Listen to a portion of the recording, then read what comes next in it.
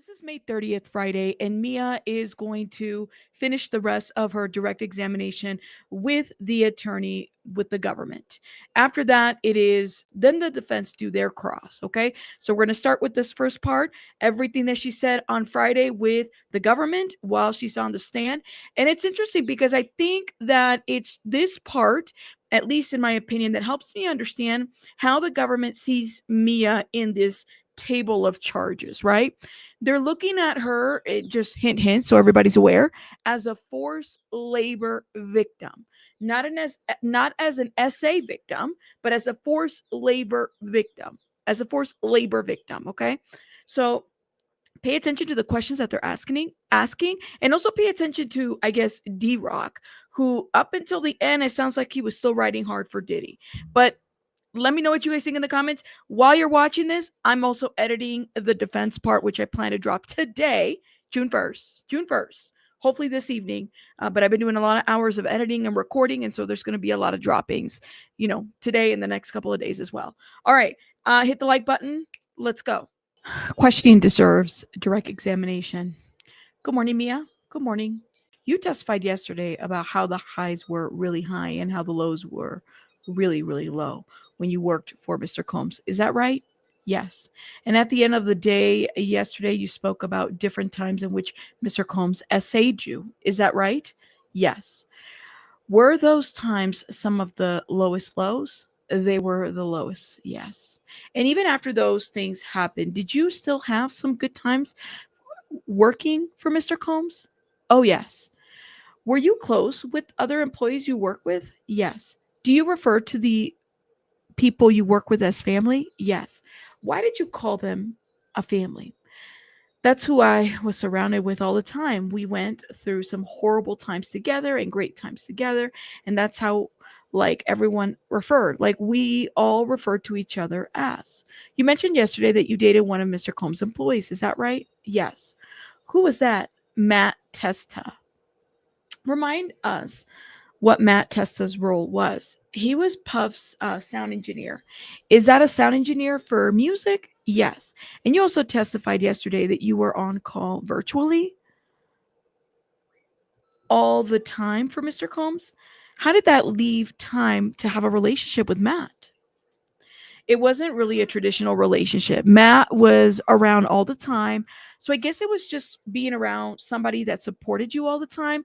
We had an apartment together in New We had an apartment together in New York, but we were rarely ever together at the same time. So it wasn't, yeah, it wasn't like a traditional relationship. Were you all able to hang out much outside of work? No. Mia, did you tell Mr. Combs at various points that you loved him, even after the essay assault started happening? Oh, yeah. Why did you do that? Because that's just how we all like that's how we all talk to each other, and when the dynamic would shift to the best friend or friend dynamic, we were just desperate to keep it there because you're safe. Mia, I want to direct your attention to October of 2015. Where were you at that time? I was at Cape Town, South Africa. Why were you at South Africa? I saw I was I was with Cassie and she was shooting a movie. Who instructed you to go to South Africa? Puff. What did Mr. Combs tell you to do there? Just to help out, like be like Cass and help her out? And what was happening from what you could see between Mr. Combs and Cassie at this point in time? While we were in South Africa, Cass had caught Puff cheating on her. How had that happened? It was through a video online, I guess during one of his Puff's club appearance. She had popped up in the video. Who had popped up in the video? Her name was Gina. How did Cass react after seeing this video? She was devastated. What were her interactions from what you could see with Mr. Combs after seeing that video? They talked on the phone or they were on the phone, and then at one point she wanted to speak to him, so she stopped answering his calls. Remind us where Mr. Combs was at this time. He was in Miami. What did Mr. Combs do from what you could see when Cass refused to answer his calls? He had Christina, who was his executive assistant at that time, and many others tried to get Cass on the phone and then also tried to get me to Cass on the phone. So basically, I was put in the middle. Put in the middle between Mr. Combs and Cassie? Yes. I want to talk some more about that. Okay. More exhibits are put up. What is this, Mia? This was a WhatsApp message between me and Christina. What's Christina's last name? Coram. Could you remind us what her role was at the time? She was his Puff's executive assistant. How closely did Christina work with Mr. Combs at this time? Very close. Who is sending the blue messages here? Christina. What about the gray messages? Me. What is the date in which the first message was sent? October 26, 2015? I'm largely going to read the blue messages. If you read the gray, I'll ask you a few questions about them. The first message says, "Hey, it it is KK." Who is KK? Christina Coram. "Hey, it's KK. Do you get these? PD wants to talk to you. Sorry, messenger. Don't shoot." Who did who did you understand Christina would be referring to when she said PD wants to talk to you? Puff. How did you respond? She just tried to call him. Who were you talking about in the assistance? Cass. Can you turn to the next page? I'm going to read Christina's messages here. Can you call me? He's trying to reach you. Call me first, though. Audio call not completed. Pausing here. What do you understand audio call not completed to me? She tried to call me, but I didn't answer. Is there another audio call not completed? Spiral. Call me, please. Audio call not completed. Audio call not completed. Could you turn to the next page? Audio call not completed. How do you respond to this, Mia? I just woke up. Did you ever explain to him what time it was in Cape Town? Because it's 7:49 a.m. So I have missed calls all through 3:45 a.m., etc. I will call you when you get to rehearsals. He doesn't sound in the right mind at the moment. So any reasoning should be in the AM your time. When you mention rehearsals here, what were you referring to? Cassie dance rehearsal for the movie? He also said he doesn't sound in the right mind at that moment. What did you mean by that? I had talked to Puff and I was referring to him. What were you talking about when you said he doesn't sound in his right mind? He was irate. He would forget that he was talking about, and he would also slur quite a bit and saying irrational things. That's my assumption. In the phone call where he was slurring his words, what kind of things was he saying to you? He was threatening my job, and then he threatened to K me, and then he was just lots of threats telling me that he was on the phone with HR, even though I knew that wasn't true, things like that. How did you know that wasn't true? Because I believed it was like 4:15 in the morning, and that wasn't office hour. When you were in South Africa, did you have other phone calls with Mr. Combs in which he was not slurring his words or forgetting what he said? Yes. Did he make any threats during those calls? Many. What kind of threats did he make? He threatened me and said I had to get on a plane right that moment and come back. And it was like a 35-hour plane ride, or else I lost my job. He has threatened to fire me, and he also threatened to K me, among other things like that. Mr. Combs had Christina reach out to you before, Mia? Yes. Generally, when would that happen? Whenever he wanted to get me on the phone. I'm going to read the last few messages from here, Christina. I know any chance you can call me now. Sorry, he just called me again and said he really needs to talk to her. I'm really sorry. I'm trying to help here, but honestly, not sure what to do. Okay. Let's focus on the text starting with he just called me again, through the bottom of the page. He just called me again and said he needs you to call him now. I told him everything you said, and he does not want to listen and said, you need to call him now. Mia, I'm sorry. I don't know what else to do. Mia, he just told me to tell you if you don't call him in the next 2 minutes, you don't have a job. Let's focus in on the text starting with, he just called me again through the bottom of the page. He just called me again and said he needs you to call him now. I told him everything you said, and he does not want to listen and said, you need to call him now. Mia, I'm sorry. I don't know what else to do. Mia, he just told me to tell you if you don't call him in the next 2 minutes, you don't have a job. What did you understand this last message to mean? That if I didn't call Puff in 2 minutes, I was fired. Had Mr. Combs previously threatened to fire you at this point? Many times. And how did those threats make you feel? Panic, desperate to make it right, and terrified and really, really sad? Okay. Um, we're going to start with the messages Mia and PD wants to talk to you through the end of the page. Mia, PD wants to talk to you. He is aware of the time. He says he wants to talk to you now. Please answer. Then it looks like Christina calls you. How many times does she call you? 5. Did you answer? No. How did you end up responding? Hey guys, I just woke up with my phone underneath me and missed 48 calls and messages. I have never ignored you for PD or PD before. I'm so confused. Why do you think I would start now? I was asleep hard, so tore something in my leg and went to bed super early. I keep waking up in a million missed calls at 3 and 4 a.m. I assure you, we are asleep and not ignoring. I don't hear my phone when I'm asleep ever.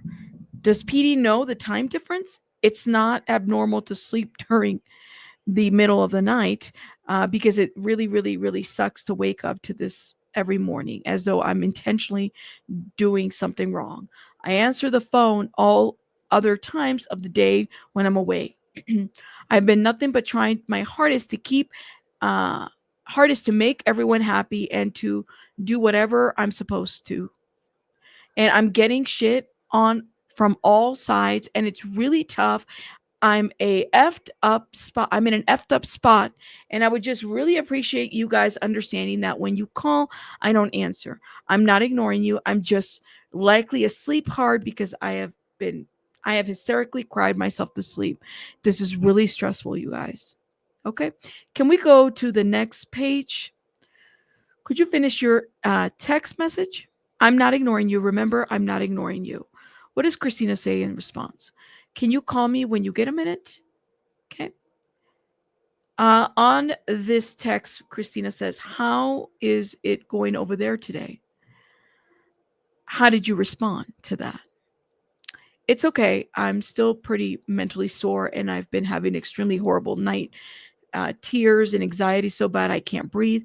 But other than that, it's great. You? Who are your night tears about? Puff. Mia, was Mr. Combs also trying to reach you during the time of these text messages? Yes. What are we looking at here, Mia? This is a message between me and Puff. Who took this screenshot? I did. What application were you using to speak to Mr. Combs at this time? WhatsApp. Is that what you were also using to speak to Christina? Yes. Why were you using WhatsApp?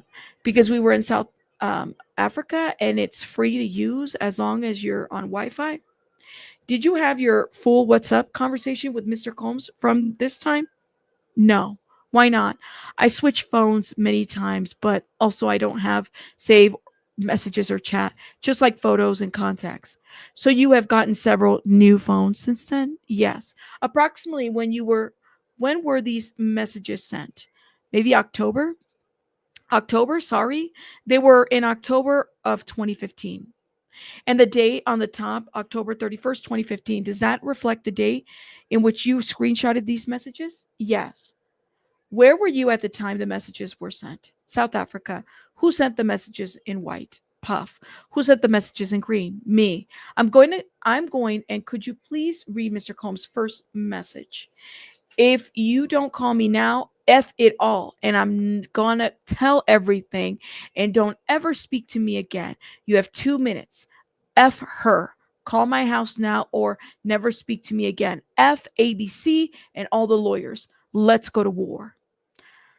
I want to walk through parts of these messages. Mia, in the beginning, Mr. Combs says, if you don't call me now, F it all, I'm going to tell everything.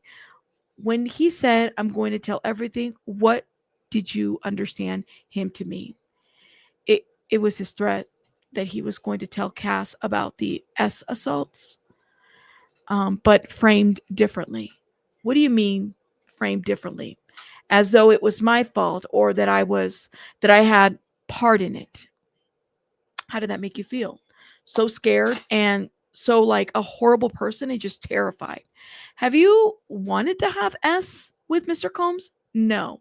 Mr. Combs continues here. You have 2 minutes. F her. Call my HS now. How did you understand? What did you understand? Call my HS to be a reference to. Call my house. When you said F her, who did you understand him to be referring to? Cass. The next portion says, fuck ABC and all lawyers. Let's go to war. What did you understand Mr. Combs to be talking about when he said fuck ABC? So while we were in South Africa, I'm sorry, I had finally like created and developed, started to write like a comedy TV show based on a funny version of a character like me in this world. And we had sold it to ABC. And while we were in South Africa, the press broke it. And it was like the most exciting thing that ever happened in my life. So he was threatening to take that away. Where were there other times that Mr. Combs threatened the show? Yes, all the time. Generally, when would he do that? When he couldn't get what he wanted or couldn't get like Cass on the phone? Did the show end up airing? No. How did you respond to Mr. Combs? I'm inside now. They're safety pitting a shirt on her and a fitting. I will pull her out the second I can. I'm trying not to say anything out loud because people are in this room and no one needs to know Puff's business.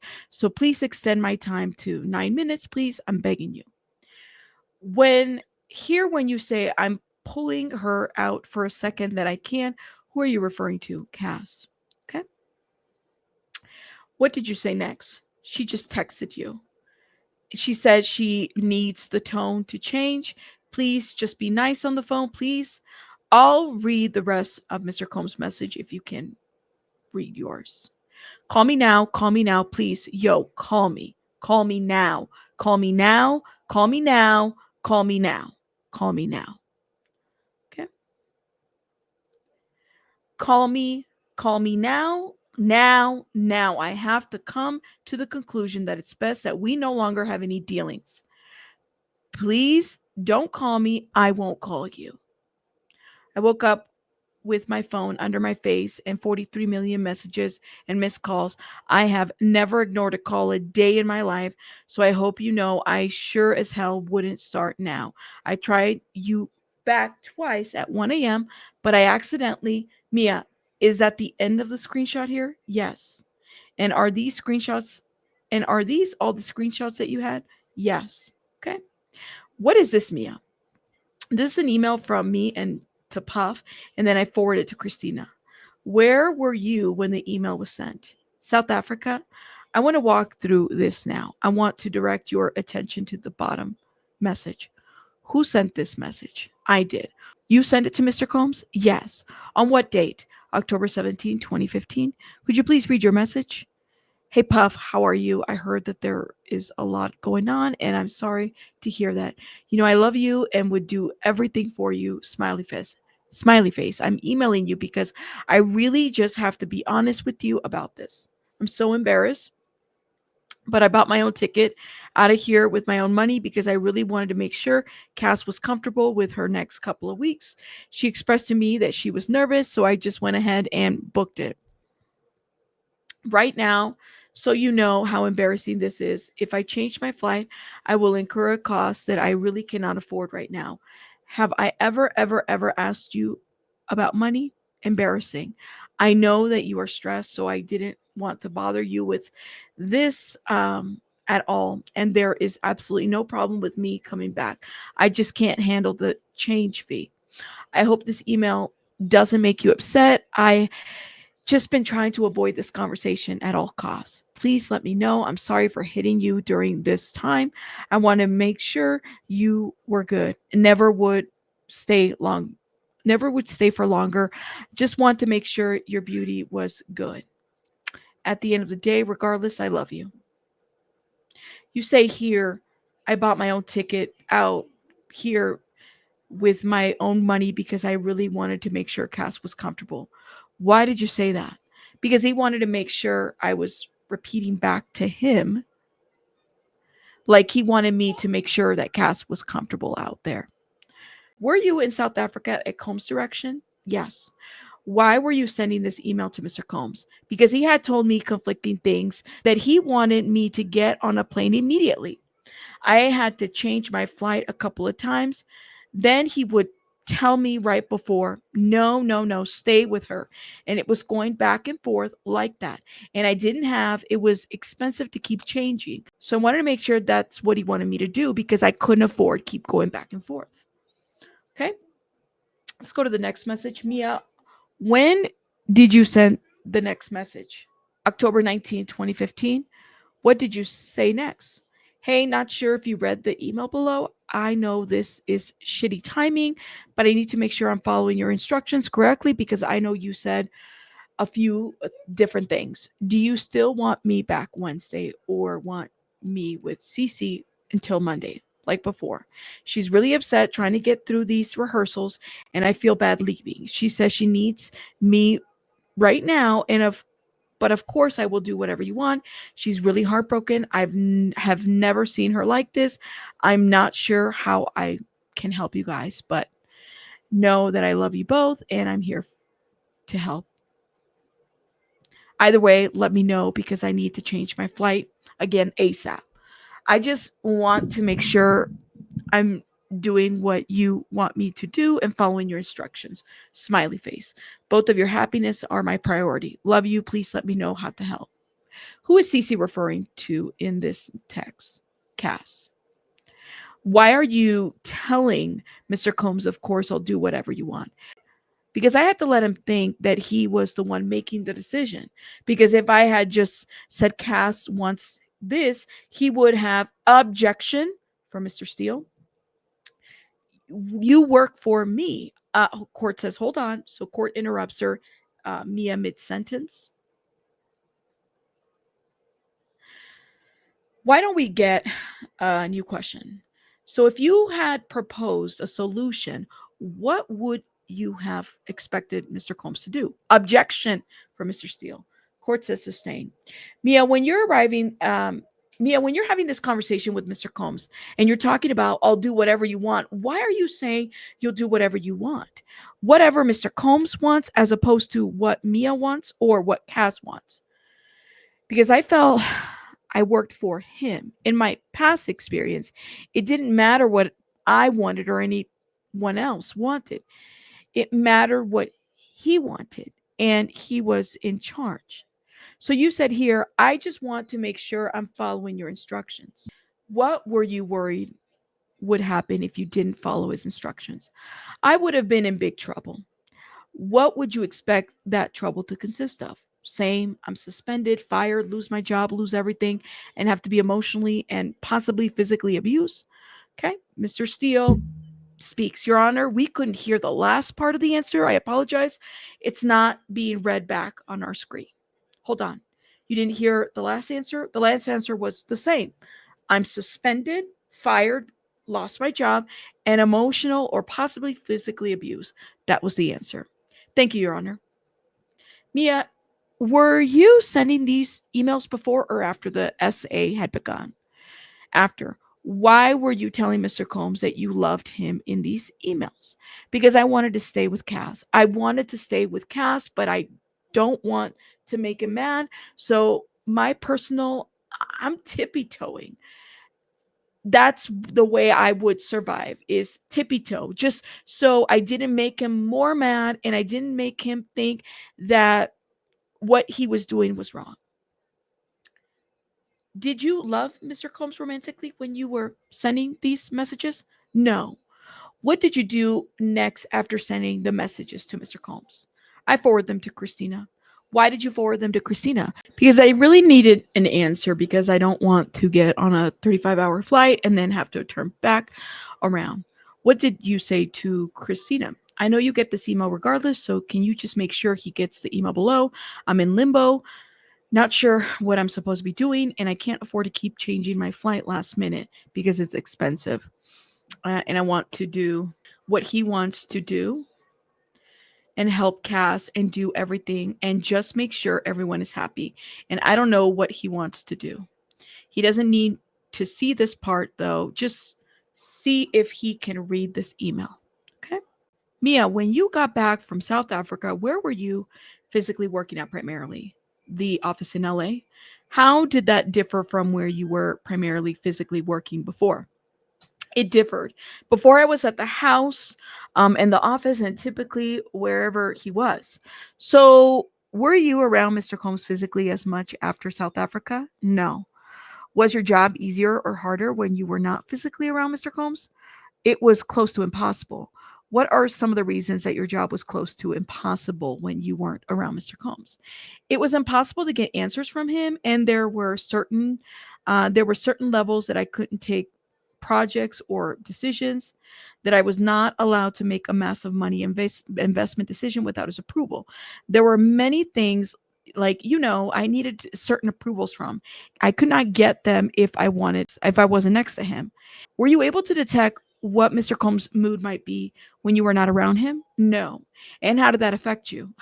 Severely, because then I wasn't able to figure out a way to work as far as I like when his moods would shift, and I would figure out a different strategy to work or get answers. Yeah. And how did this working situation make you feel? Defeated, like I was pointless, incompetent, and like I was letting other people outside of the company that I had forged real friendships and relationships with, like I was letting them down because a lot of projects were based on those relationships. Yeah. And why was not being around physically around Mr. Combs? What did that mean, that you were letting down these other relationships that you had forged? Because I couldn't give them answers. So, for the most part, all of these projects were us asking other established, credible Hollywood decision makers, to get them in on something. And then there would be a deadline. And after doing that and work, not being able to get an answer for them, it's just pretty mortifying because I don't know how to like explain to them. Mia, while you were in South Africa, Mr. Combs made threats to your job, right? Yes, yes. And you testified earlier that there had been times in which you were suspended from your job, right? Yes. Who were the people that typically told you that you were suspended? Whoever Puff called, mostly HR or a chief of staff.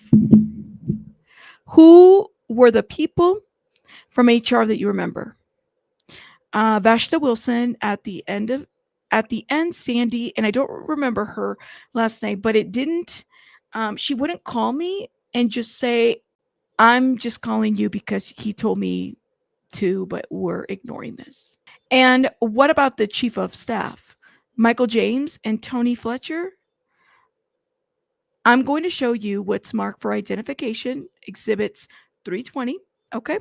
Mia, what typically happened before these suspensions?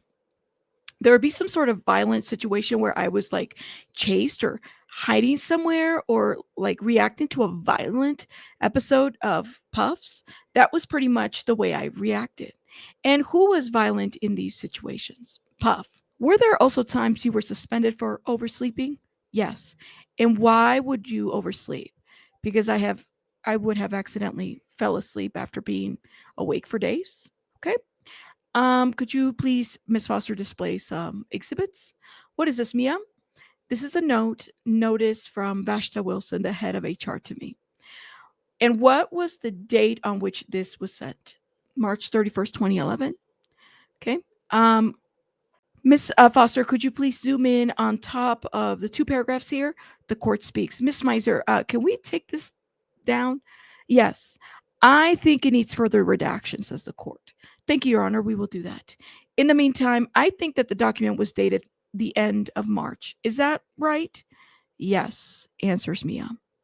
What do you remember happening before you got that document from HR? I was suspended without pay. And what do you remember happening before you were suspended? I was at Puff's house, 9374 Beverly Crest Drive in Los Angeles, LA, and Puff came in. And it was morning time. I believe he was coming from a hotel and he had asked me to get a lot of options of certain workout clothes, which was typically the stylist's job, but he was out of town. So I laid them all out in his room. And when he came home, he was already, to me, not in the best of moods. And he didn't notice that I had laid all of the options out on the closet floor, and I had laid some on the dresser in the entryway to his bedroom. And he walked in and just began cursing at me, began cursing me out and getting angrier and going in, a rant about the lack of options and how he hated, certain things. And as he's yelling, I try to point out to the other options and all. And if you don't like any of these, like, I can help you find something. And that made him even more irate. And it was really like he was just screaming and cursing at me and wouldn't stop. And I don't remember what happened, but I know that something violent happened. So you do not remember the details of the violence? No. Okay, Miss Foster, please display this exhibit. What is this, Mia? This is an email between me and James Cruz. Who is James Cruz? James Cruz worked for Puff in like a managerial type role. I want to focus first on the first email of the chain. Could we flip to the last page of this exhibit? Okay, focus on the bottom. What was the date that was sent? March 25th, 2011. So here James says, who's handling texts for Kids' Choice Awards? I really want to take my girls. Can you help me? And how did you respond to this message? I said, I don't even know when that is, LOL. I totally help. I'd see Michelle, but he's currently firing me at the moment, so I'll get back to you. Smiley face. Who is Michelle that you are referring to here? Michelle James, the chief of staff at the time. What did you mean when you said he's currently firing you at the moment? I was telling him that Puff was in like the middle of screaming at me that he was firing me. Okay, let's zoom out. And James says, LOL. How did you respond? No, for reals. Sad face. Let's zoom out again. Can we go to the first page, please, and focus on the top two messages? I want to direct your attention to the chat that starts with he said. What did you say in this message? He said I talk back to him when I asked him what workout gear he would specifically like, since he didn't like the kind I got. So now he's sending me home. I kept my mouth shut the whole time. Sad face. Oh well. What were you talking about here? I was talking about Puff firing me and didn't say the situation I was in. But yeah, let's look at some more communications. Ms. Foster, could you please display government's exhibit? And what is this, Mia? This is an email between me and D-Rock. And who sent the first message in this chain? D-Rock. What date did he send it? March 25th, 2011? D-Rock says here, what happened? How did you respond? He's so psycho, D. He's so mean. He just went batshit crazy on me because he didn't see all the workout options folded and organized. He didn't like the pants that were in there. He said his shirt was too big.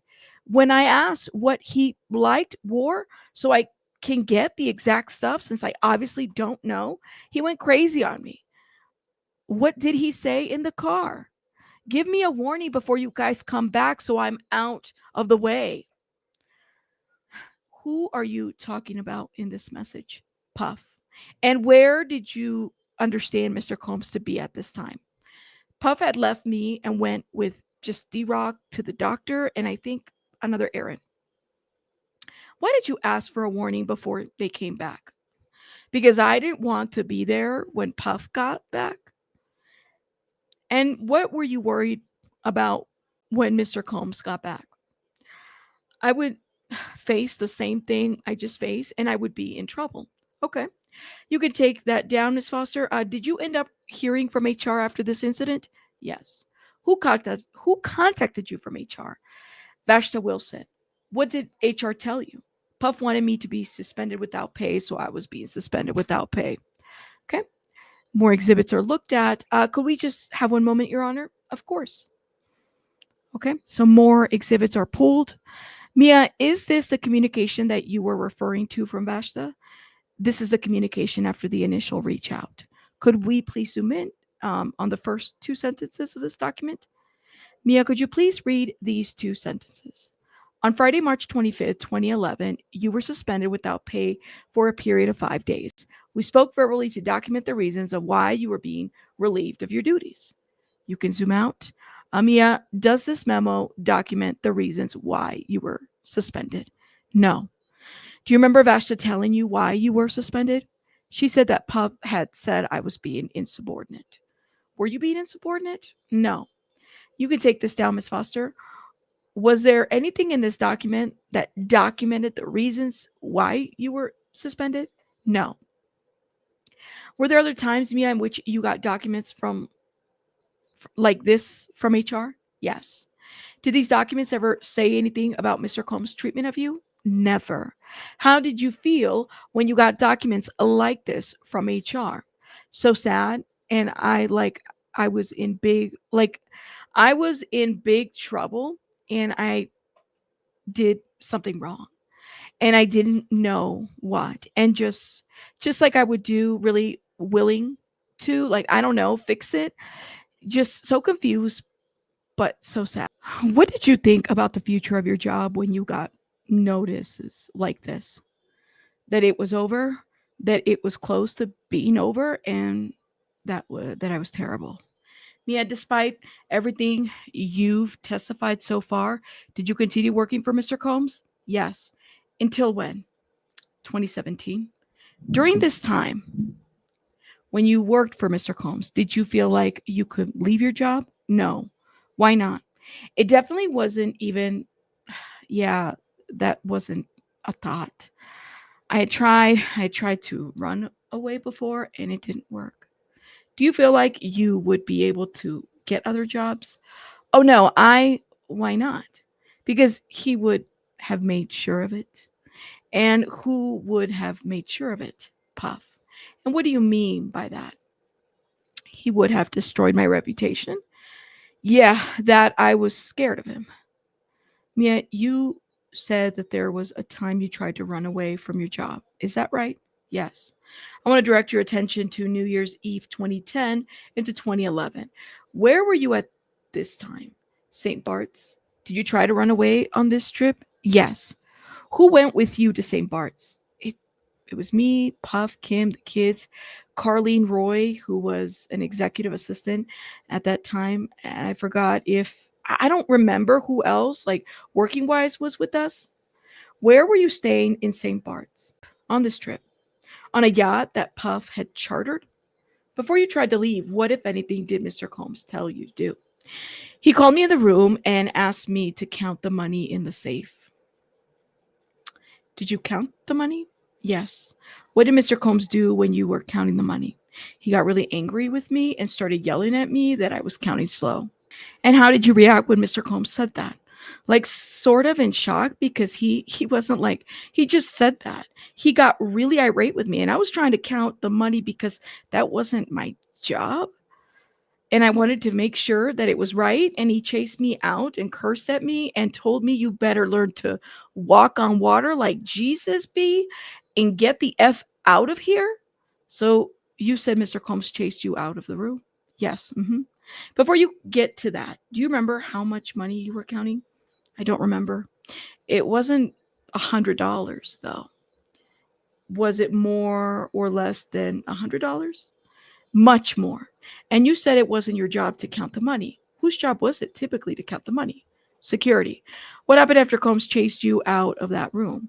Well, I ran to hide. I went to beg the crew to get me back to the mainland to get a tender because we were out. We were not at a dock. And it was like a hurricane, so they couldn't So I then ran to the third floor to hide. And what happened when you were hiding on the third floor? Kim came up and was consoling me and telling me not to worry about it. What happened next? So my back was to the back of the boat, and to my left was an entrance into the yacht. And then in the front of me was an entrance to the third floor, like a ladder from the exterior of the yacht. And all of a sudden, I saw Puff coming up the ladder in front of me and super angry. And I ran down the stairs to my left and I hid in the crew cabin. Did there come a time when you got the crew to take you to shore in a tender boat? Yes. What happened when you got to the shore? They got the captain or got a call or a walkie talkie that I had to come back? And did you want to go back to the boat? No. What did you want to do? I just wanted to run and hide and then figure out a way out of St. Bart's. I just wanted to get away from him. Were you able to leave the country? No. Oh, why not? Well, my passport was on the boat. Who had your passport? One of Puff's staff? I don't remember who it was. After you were told by the crew that you had to go back to get the boat, did you end up going back? Yes. Why? Because I felt that I had to. I obeyed Puff's order. What did Mr. Combs do after you got back to the boat? I don't remember seeing him when I got back to the boat. I just remember I was instructed by his chief of staff at that time that I had to go to a car that was waiting because Puff just had changed his plans to now go on a jet to Vegas, and that I was the only one going with him. Did you end up going to the car that the chief of staff told you to go to? Yes. And who was in the car with you? Then Puff got in? Did Mr. Combs make any phone calls while you were in the car? Yes. Could you hear the phone calls? I could hear his side. And what was Mr. Combs saying on the phone? He was talking to Michelle James, our chief of staff, and telling a story that was not true about how I needed to uh, be suspended, or we're going to talk about firing her when I get back, and making up a story that never happened. And I interrupted. And what did you say when you interrupted what Mr. Combs was saying? I was like, wait, no, Puff, what do you mean? That didn't happen. And I didn't get to finish. Why did you not get to finish? Because Puff screamed at me to shut the F up and then told Michelle to deal with me. Did you end up talking to Michelle on the phone? Yes. How did you get the phone? He gave it to me or threw it at me or something. So you were talking to Michelle James when you were in the car with Mr. Combs? Yes. What, if anything, did Michelle say to you? Just get on the jet, like just do what he says. I have to do what he says. What, if anything, did you say about Mr. Combs had done? I didn't. I didn't get a chance. I didn't. Did you go to Vegas on the plane? Yes. Why? I didn't think I had a choice. What did you think would happen if you didn't get on the plane and go to Vegas with Mr. Combs? I was just overwhelmed with fear or of I would be in huge trouble. I would definitely be fired. I didn't have a way out of it. I didn't think.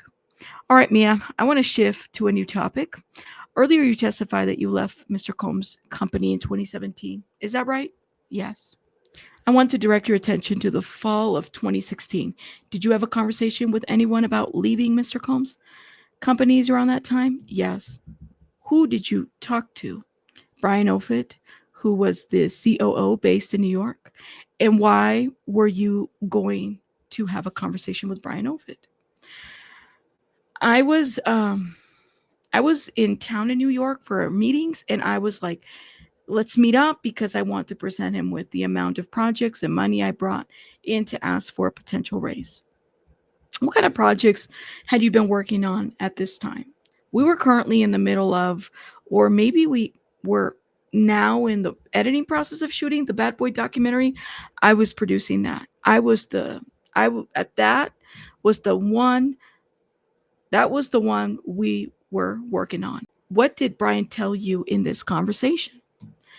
Out of the blue, he just said, I hate to tell you this, but I talked to Mr. Combs and he no longer wants to be involved with the film. So he wants to basically end Revolt Films, and it has nothing to do with you. You did nothing wrong. He loves you. You're great. He's just focused on other things. And that the company was going away. How did you react when you heard this? Oh, I think I saw like snot dripping out of my nose for quite a bit. I was in shock and but I had never had all of my previous like suspensions or false alarms firings were not like this. They were all based off of being nothing. And this felt serious. And I was so confused. Why was it being told by Puff? Also, because Puff had just told me weeks before that I was the only company that was in the like had made money that year. So I accepted it. I just I yeah. How did you feel that it wasn't Mr. Combs telling you the news? I felt betrayed. I felt confused. I felt rejected. I felt like I had done something wrong, or maybe he all the things he bad things that he would say about me to my face were he believed them were true. And yeah, what did you do after hearing this from Brian Ofoot? I just, Brian said, we'll be in touch. Like, you're not, like, you don't have to turn anything over. You still have an office. We'll work things out as far as negotiations and severances and your bonuses. But it was a holiday, so I just followed instructions essentially. And I just, after this, did you talk to anyone who worked for Mr. Combs? Yes. Who did you talk to? Christina. And did you talk to Christina about the documentary that you had been doing? Yes. After, I don't remember when it was, but I had a little bit of time to horrifically process what happened after the holidays or something. Christina, like, was like, Puffs looking for you. And it was just, I'm sorry, I'm so confused about what happened. But yeah, essentially, this back and forth went on, and that he wanted uh, what are you talking about? You're still like he needs you to work on the documentary. You're still working on it. Do you continue to work on the documentary even after this conversation with Brian Ofoot? Yes. When approximately did you stop working on the documentary? I think maybe it was maybe like around March or April, somewhere around then. I'm not exactly sure. Of 2017? Yes. And are you estimating exactly when it was? Yes. What did you do after you were done with the documentary? After the documentary, I just cried myself to sleep and I packed up my stuff and I avoided. I was getting many phone calls from not just Puff, but Christina and other people. And Cass were reaching out for Puff, and I was too heartbroken to answer. So I just ignored everything. Did you end up having conversations with Christina and Cass at various points? I think I talked to Christina on the phone once, but I just thought anytime that I could never tell who was with or without Puff. So if they were calling me, I just had to assume they were with him. I just didn't respond. But Christina called me and was like, Puff was really upset and hurt and couldn't believe I could go against him. And when you say couldn't believe you could go against him, what do you mean? I was confused too, but I was advised to work out negotiations for like a severance and getting the money I was owed for the bonuses and all those sorts of things, just to get an employment attorney to handle negotiations with their people. And said that Puff said that was like that it was like he couldn't believe that I like essentially stabbed him on the back. Like, because I had a lawyer and I was trying to explain, no, no, no, no, no, like it's not, but I was advised this through your executives. It wasn't, I'm not coming after you. It's a negotiation situation. So after you left in 2017, did you end up getting paid any money by Mr. Combs or his companies? Yes. And what was the context in which you got this money? After about 9 months of going back and forth and not getting paid, my attorneys proposed a mediation. If did your lawyers make a monetary proposal before that mediation? Yes. And do you know how much that was for? I don't like, I believe maybe they said like the offer was like 10 million. Who came up with the number? My attorney. During the mediation, did you talk about any of Mr. Combs' violence towards you? That was brought up. So after being dragged out oh yeah, like I told a couple of instances. Did you talk about all of the violence or just some of it? No, just some of it. And why did you just talk about some of it? Because I was terrified. I didn't even want to. I felt like such a, like I was doing something horrible by even saying that, but I was why did you feel like you were doing something horrible? Because I was breaking like this idea of confidentiality. This like I felt like I was betraying him. I felt like I was telling his secrets. I don't know. I felt really wrong and shameful for having the sort of, yeah, telling on him. What, if anything, did you say about the essay assault during the mediation? Nothing. Why not? Oh no, because I was going to, again, I was going to die with that. I didn't. Mm-mm. Was there an eventful settlement? Yes. How much did you receive for the settlement? Me personally, like 200 and something thousand. Do you remember the total amounts of the settlement? I think 400,000. Did your lawyers receive the rest of it? Yes. And what was your understanding of what the money was for? The bonuses that I was owed and never paid, the severance, the overtime in the past that I hadn't been paid, and just money, that I spent. I mean, that's what it covered essentially. Mia, have you received any other money from Mr. Combs? No. Do you have any pending lawsuits? No.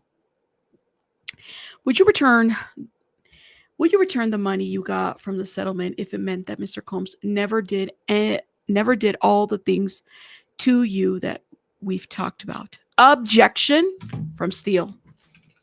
Court says overruled. Without? Absolutely, in a second. After the mediation, when was the next time you talked to Mr. Combs? When Kim passed away? When approximately did Kim pass away? In November of 2018? Did you reach out to Mr. Combs or did he reach out to you? I reached out to him. Did you stay in touch with Mr. Combs after that? I would reach out here and there, or there, like on Kim's birthday or on Christmas after another close person to Puff. Andre Harrell passed away. I just felt so bad for him. So just like that. But I didn't stay in touch. It was just like a text, a comfort text here or there. And why did you continue to communicate with him after he left? Because I felt so terrible for him and his family, and I thought that I believed the mediation was my fault and that it was something wrong I did, was telling on him. And I just, these things happen. This was like real life. Like this was like, you just, I want to forget about everything because losing someone or people so close to you is just so tragic. I just felt really, really bad for him. Did you tell Mr. Combs that you loved him in these messages? Oh, yeah, of course. Why did you do that? Oh, the same. Like how I would speak to him. I just wanted him to know, like, I'm here for you and I feel bad. Mia, are you aware of a lawsuit that Cassie filed? Yes. When approximately was the lawsuit? When approximately was that suit filed? I guess it was November 2023. Yeah. Have you and Cassie talked since the lawsuit was filed? Yeah. How frequently do you speak? It depends. Sometimes we'll talk all the time. Then it will be like a long period of time. Like we both do this kind of like hide from our phones, depression, retreat sort of thing. So yeah, it's when was the last time you talked to Cassie? The last time I talked to her on the phone was like a few weeks, maybe like a few weeks ago or a month ago. But then we've texted a couple days ago, just texted about personal stuff, just saying I love you. Have you spoken with Cassie about the substance of your testimony? Oh, no. No. What about the substance of her testimony, if any? Have you guys talked about that? No, absolutely not. Mia, I want to direct your attention to the end of November 2023. Around that time, did you hear from anyone had who had worked for Mr. Combs? Yes. And who did you hear from? D-Rock. When was the last time you had heard from D-Rock? I guess like a couple years, like a year or two or something like that. It's had been a while. What was your relationship with D-Rock like? It was like my big brother. Well, that's what we call each other. And yeah, big brother. Ms. Foster, could you please pull up government's exhibits? You can turn to the next page. What is this, Mia? This is a text message between me and D-Rock. Who is sending that message in the blue? I am. And what about the message in the green? D-Rock. You can zoom out, Ms. Foster. I just want to focus on the date of the first message here. Can you read the date? October 22nd, 2021. What is the date of the next message? November 30th, 2023. Did you text D-Rock between those dates, between 2021 and November of 2023? No. Was the second text from D-Rock after Cassie's lawsuit had been filed? Yes. In this text, D-Rock says, "Hey, what's up, Mia?" How do you respond? D-Rock. Why do you respond with an exclamation point here?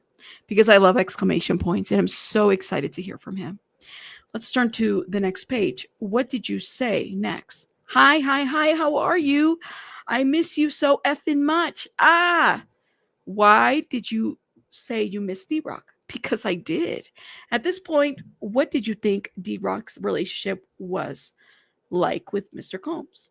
I believe I'd been to his like 50th birthday party a few years before. And he told me that he didn't work with him anymore.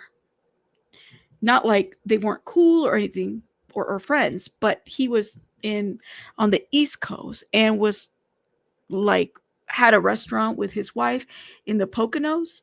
And so I didn't believe that he was still working with him in any capacity. Or yeah. Could you zoom out of that, Miss Foster?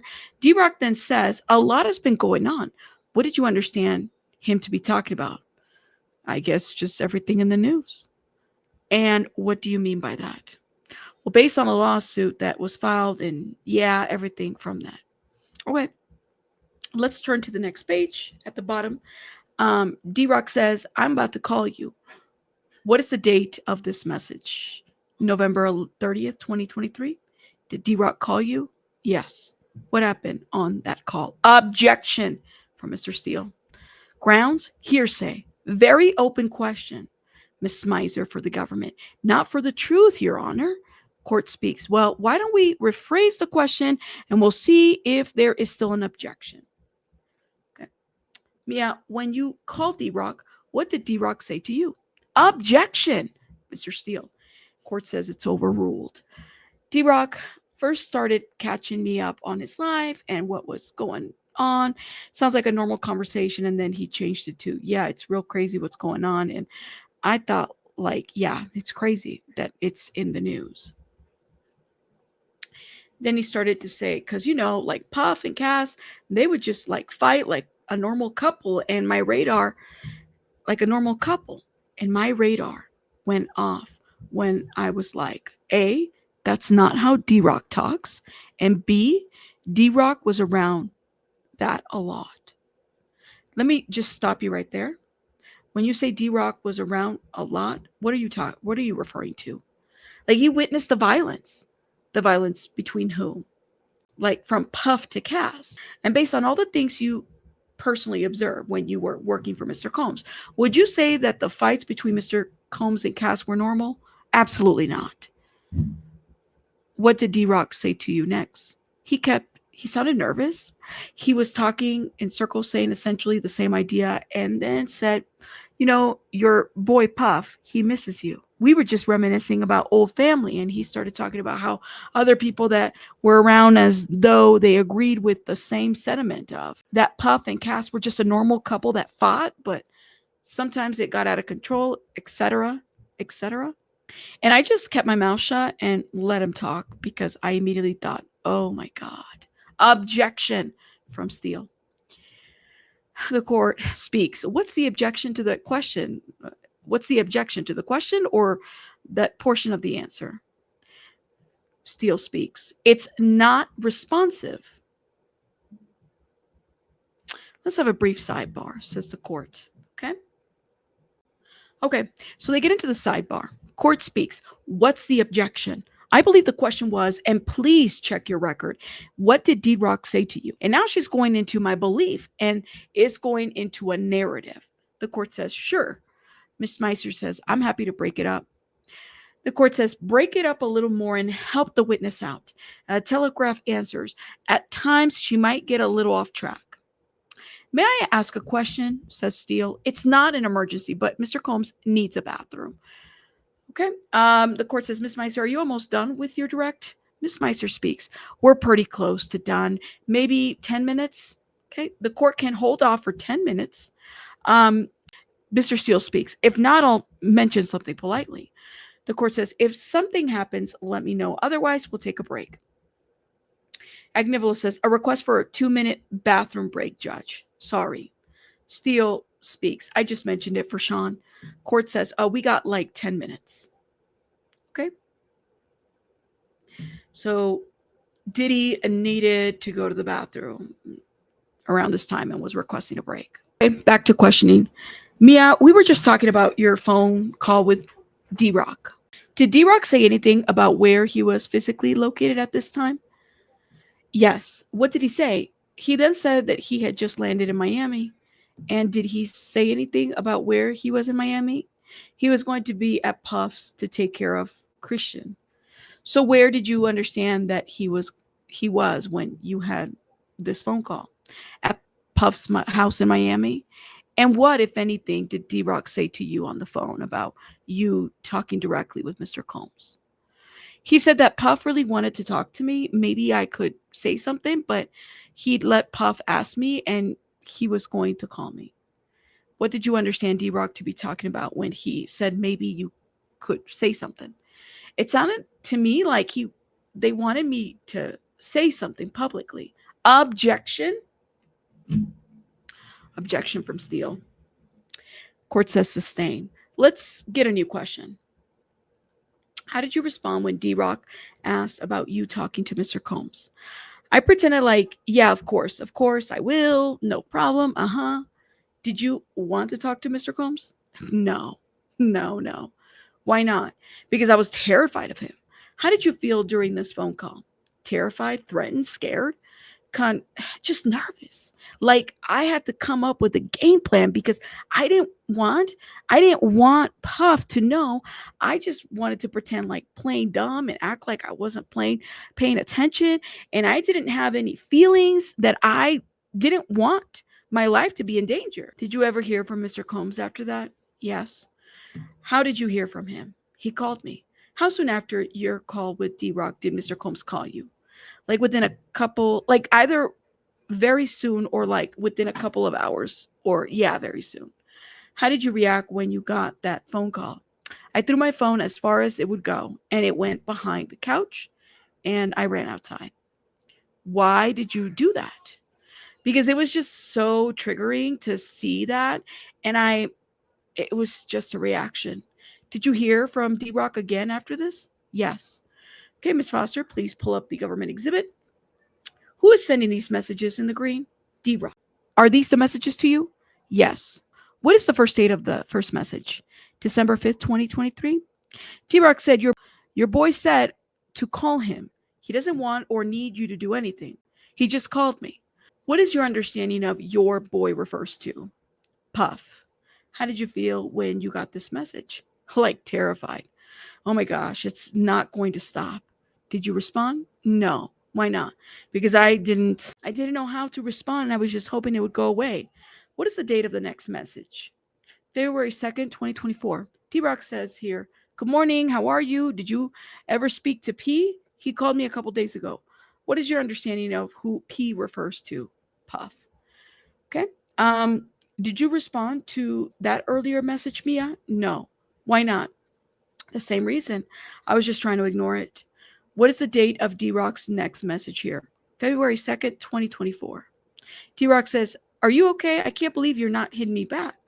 Did you respond to this text message?" Yes. Okay, let's zoom out and focus on your response. Why did you respond to D-Rock's message? Because I could tell that D-Rock was getting mad, like was about to get mad, and he never got mad. But when he did, it was not okay. And so I just wanted to keep him calm. And I knew my perception was he was not going to be left alone until he got in touch with me. So I was just trying to keep the peace. What did you say in this message? "Hi D, so sorry. I just finished scuba diving all day and I didn't have my phone on the boat.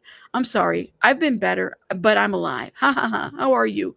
No, I haven't talked to him. He only tried me once and I missed it because I don't have my phone alerts on ever. I called back with no answer and left it at that. I have a terrible service here just in case my messages come through late. What are you up to? Was it true, as you said here, that you didn't have your phone on the boat?" No. You say here that you hadn't talked to P, but that you tried to call him back with no answer. Did you in fact call Mr. Combs back? No. Why were you telling D-Rock that you had called Mr. Combs? Because I wanted to play neutral so when he reported back to Puff, it wouldn't sound like I was avoiding or running or whatever to send an alert out that I was not. Yeah, I didn't want to be. Okay, let's turn to page 5. D-Rock says in this message, "Let me know how I can send you something." What did you understand D-Rock to be referring to here? Money. Let's look at your response. And I want to look specifically at the second paragraph of your response. What did you say there? "No, I never asked for anything. I've never been in such a low spot in debt, but that's my problemo. And I'll figure it out one day, I hope. But I always here to help y'all out in any ventures or anything y'all need, etc., etc. Fam style, duh. What did you say at the end of the message? Love you so much, D." And how did, okay, let's zoom out for a second, focusing on D-Rock's response. D-Rock says, "Okay, I will try you tomorrow. And I know you didn't ask me for anything. I'm allowed to send my sister a gift." What did you understand D-Rock to be referring to when he said, "Send my sister a gift"? Money. Did D-Rock in fact send you money? No. Okay, let's turn to page 6. I want to direct your attention to the bottom of the page. What's the date of D-Rock's last message here? February 3rd, 2024. He says, "I'm going to try to call you in 15. If I don't catch you, I'll try you later or tomorrow." D-Rock, in fact, called you? I don't remember, but I didn't talk to him. Okay. Let's turn to the next page, focusing on your first message. How did you respond to D-Rock? "Hi, D, love you. Try me mañana, of course. I was on the little boat all day and didn't have any service." Was it true that you were on a little boat all day and didn't have service? No. Why didn't you answer your phone? Because I was terrified and I didn't want to. I assumed I figured out what was happening. I just wanted to play dumb. Have you had any calls with D-Rock since? No. Okay. Ms. Foster, you can take that down. During this time, what, if any, communication did you receive from Mr. Combs himself? 2 text messages, I believe. Before we move on to those messages from Mr. Combs, you said you thought you figured out what was going on with D-Rock. What were you referring to? In my experience, if Puff wanted to get someone on the phone, objection from Steele. If you could try to rephrase the question, says the court. Just based on your experience, when Mr. Combs wasn't able to get in touch with someone, what would he do? Objection from Steele. Court says the objection is sustained. I think we need to be talking about a particular incident if you want to ask the question, says the court. Speaking about what was happening in these text messages, Mia, based on your observations of the relationship between D-Rock and Mr. Combs, based on your experience in working with Mr. Combs, what did you understand was happening when D-Rock was reaching out to you? Objection from Steele. Court speaks. That's overruled. Puff wanted D-Rock to get me and make sure that I wasn't a threat. We're going to turn to your communication with Mr. Combs. Ms. Foster, please put up the government exhibits. Who sent the messages here? Puff. Focusing on the first message. Were these messages to you? Yes. What is the date of the first message? February 4th, 2024. Could you please read the message? Hi, Mia. It's Puff. Please let me know when you get 10 minutes to talk. Love. How did you feel when you got this message? Terrified. Did you respond? No. Why not? Because I was terrified, and I believe that he couldn't be as aggressive as he was normally because he was perhaps under objection.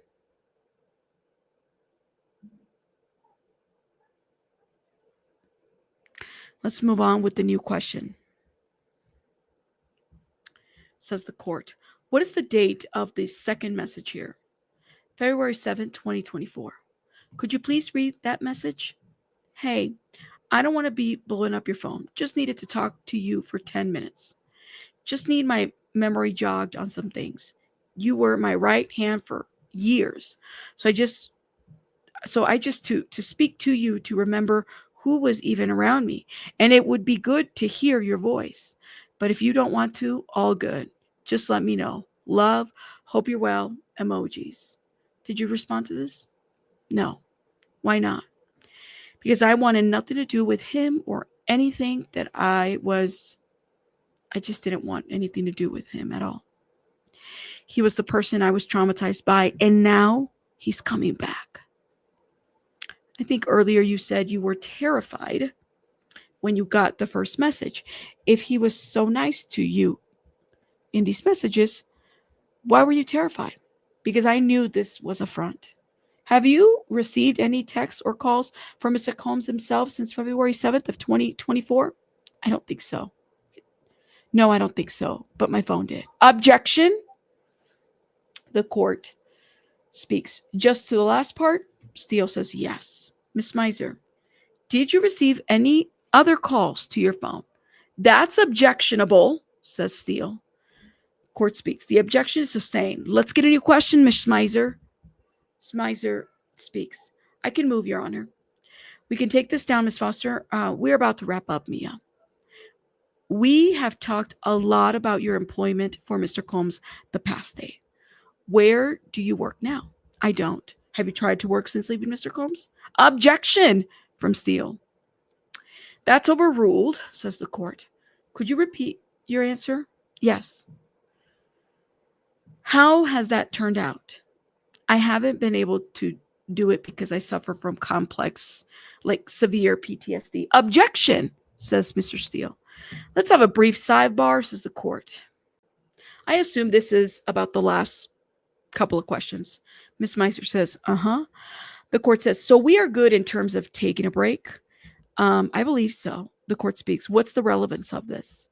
Ms. Meiser says, Your Honor, this victim is a forced labor victim. And one of the elements that we have to prove with regards to forced labor is serious harm. She is going to testify that she was diagnosed with severe PTSD after she left her job with Mr. Combs, and she has not been able to successfully work since then. The court speaks. Mr. Steele, given the proffer of relevance, what's your response? Your Honor, I would like you to consider hearsay objection. That's a diagnosis from a doctor. We are not examining the doctor at all. I would like it not to be coming through this witness. I have no idea if she has PTSD or not. This is a diagnosis from a doctor. I don't know if it's truthful or not, or is it being used for the truth of a matter? Court says that's fair. Smizer, I think you can avoid the objection by just making sure that the witness understands to not be referring to any diagnosis, but just based on her feelings and experience why she is unable to have a job. You can ask it this way. Sure. All right. Back from the sidebar. Mia, without referring to any particular diagnosis, just based on what you have experienced, why are you not able to hold a job? I would have to leave because I would be triggered by like really normal situations with an overwhelming sense of fear. Being in trouble, like overreacting to normal, just overwhelmed me. What are some of those normal situations that were overwhelming to you? Objection, Steele says. Court says it's overruled. Misinterpreting simple emails, or if someone says, where are you, like freaking out and thinking and trying to explain where I was and why I was there, and it would be someone I just wanted to see if they wanted to get coffee. If someone called my name, if someone said my name from across the room, all those feelings of getting in trouble would come back flooding back. I have triple guessed myself in everything I did. Who is the person who caused those feelings in you, Mia? Puff. No further questions, Your Honor. Okay, so in this break, the attorneys kind of go back and forth about placement of binders and, objection to some of the defense exhibits and certain things that they want redacted on certain um, pieces of evidence, pieces of exhibits. Okay. So, I mean, the way they're speaking here, it almost sounds like this little courtroom is very, very small. I've never been. If you've been to the Southern District of New York courtroom where they're at, let me know if it's a small place, because apparently this is a thing. So, you just finished watching Friday, the first part, the prosecution, the government finishing up. We are going to be watching the defense. That is a separate video. Make sure you guys have your notifications on, because I plan to drop it today, which is June 1st, and you guys will be able to see it. So keep your notifications on. It is still editing as we speak. I'm still editing that video. Hit the like button. Support the channel.